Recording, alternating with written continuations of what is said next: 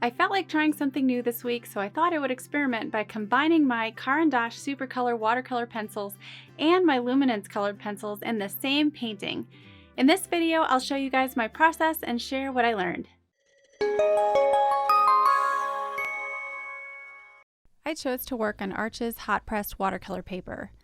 Hot-pressed paper is a lovely, smooth surface, and because it is high-quality cotton, it's perfect for both watercolor pencils and the wax-based colored pencils. Since it takes lots of time to build up gradual layers in colored pencil, I wondered if maybe using the watercolor pencils to apply some base washes of color would help jumpstart the layering process. I start with a tan watercolor pencil, coloring in areas of the neck, head, body, tail, and legs where I see more of a light golden color in the horse. I add in some gray and light blue to begin coloring the highlights. This tan color served as a nice base tone, especially for the creamy white mane and tail. I then take clean water on my silver black velvet size 8 round brush and begin activating and softening the paint. I always dab my brush on a paper towel to remove any excess water and clean my brush before touching a different color just to keep the color pure and prevent muddiness. I use burnt sienna as the main color for my next layer of watercolor pencil, coloring this in everywhere I see brown. As I see color temperature shifts in the reference photo, I switch back and forth between brown and black, adding hints of red and orange. Adding water is the best part, so I brush water onto the head, using my brush carefully to push and pull the colors around, just avoiding the highlights. The center of the neck has a distinctive cool blue highlight, and I see areas around the shoulder and flank with similar colors. The belly and head have more hints of gold and orange and brown. With the midsection of the horse colored in, I once again add water to smooth the paint and allow the watercolor pencil to blend together. I love watching how the paint instantly darkens when it's activated. For the legs, which are in dark shadow, I start with my ultramarine blue pencil, thickly colored on, and then go over it with burnt sienna. The two colors will neutralize each other, creating a dark gray. I continue to build up colors on the rump. I'm using a fairly limited selection of colors, just burnt sienna, ultramarine, black, a dark tan, and a dark brown. With everything colored in, I take my watercolor brush and soften the paint. I really liked the look of the horse at this point. It has a shimmery, almost ghostly look to it, with beautiful pops of color and strong light and shadow. I could have continued to develop this style and deepen the colors and values with more layers, but I knew I wanted to go really tight in detail and realism with my final drawing, so at this point I switched over to the Luminance colored pencils. I start with the head again, applying plenty of pressure in the shadow areas to create dark values and fill in the paper entirely. The neck was probably one of the trickiest areas because the transitions from dark to light needed to be seamless and colorful. I applied many layers to this area. Colors I used the most were my variety of browns, neutral and cool grays, burnt orange, tan, and of course black. I never felt like I was missing any colors. This Luminance set has an amazing spectrum.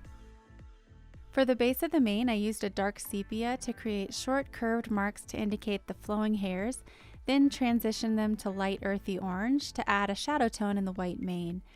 I needed to be sparing here. It would be really easy to go too dark. I continue to build up color using multiple layers with only medium pressure applied.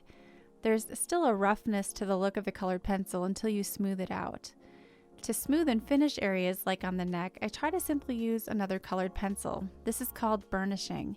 For the highlights, I use a neutral gray in the brightest areas and warm tans as the color transitions to brown. To blend the darkest shadow areas, I use very dark browns and even blues, black, and then finally finish those areas using my colorless blender, which works really well for evening everything out.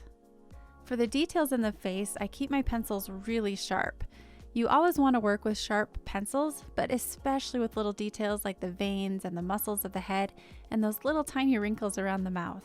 I found that for the darkest shadows, my plain black colored pencil worked the best.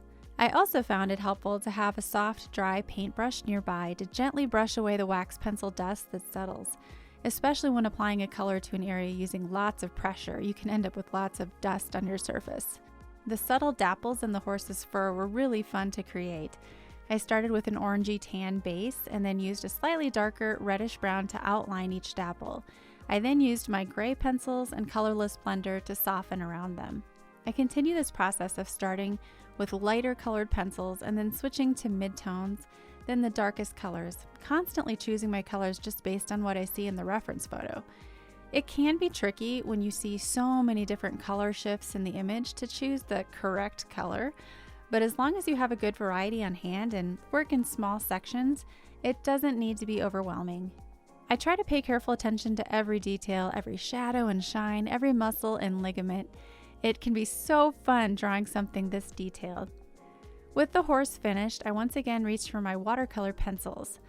I build up a grassy shadow shape on the ground using dark green, light green, and a little bit of blue to really deepen the shadow and add realistic color variety. I then create a gradient from green to blue in the sky using quick pencil strokes. I color lightly. I don't want any of this background color to distract from the horse. And then I also add another layer of brown over the shadow. I add water and use my brush to paint loosely and expressively in the sky. To add even more pops of bright blue, one little trick I like to use with watercolor pencils is to swipe my brush along the tip of the watercolor pencil to directly apply brighter, pre-activated paint. I brush over the shadow using lots of water to create a lovely suggestion of earth and grass beneath the horse.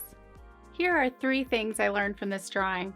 The watercolor pencil base wash was kind of a waste of time. In the end, I decided that applying a base layer of watercolor pencil under the colored pencil really didn't benefit me much, if at all, since I ended up covering it up entirely with the opaque colored pencil. I suppose you could argue that it was a helpful guide for adding more value and color over the top, but I'm all about efficiency, and ultimately I think it would have saved a lot of time if I had just gotten right in with the colored pencil. The watercolor pencil background was a huge win. One good thing from this experiment that I did really like was the loose watercolor background, so that is something I definitely plan on repeating in the future. These Luminance pencils are awesome. Quality supplies are definitely worth it. This was only the second drawing I've done using my Luminance colored pencils, and they continue to impress me. I was amazed by how much layering I could do with them, and I was really happy with how well the colorless blender worked for filling in tiny gaps and just smoothing everything out. I never had a pencil break while I was sharpening it. All of these aspects are big improvements from my Prismacolor pencils. The drawing took me a little over 3 hours, so it definitely takes patience to do realistic work with colored pencil. It was a nice change of pace from watercolor, and I had a lot of fun. Huge shout out to VenomX Baby on DeviantArt for the incredible reference photo. I'll leave a link to the reference photo in the description below. Thanks for watching, and I'll see you in the next video.